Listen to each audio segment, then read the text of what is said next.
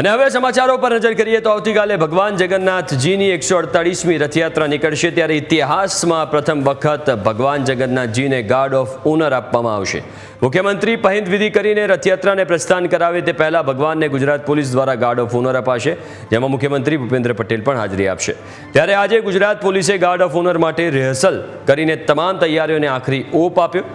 રથયાત્રાની પૂર્વ સંધ્યાએ મુખ્યમંત્રી ભૂપેન્દ્ર પટેલ જગન્નાથ મંદિર ખાતે પૂજા અર્ચના અને સંધ્યા આરતીમાં સહભાગી થયા હતા। ભગવાન જગન્નાથજીના દર્શન કરીને મુખ્યમંત્રીએ ધન્યતા અનુભવી।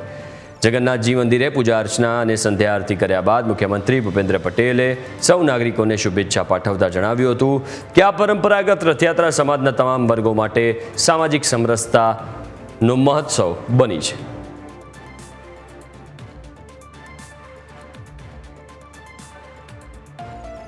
રાજ્યના સૌ નાગરિકોને ખૂબ ખૂબ શુભેચ્છાઓ પાઠવું છું। આ પરંપરાગત રથયાત્રા સમાજના તમામ વર્ગો સામાજિક સમરસતાથી આ ઉત્સવ મનાવી રહ્યા છે।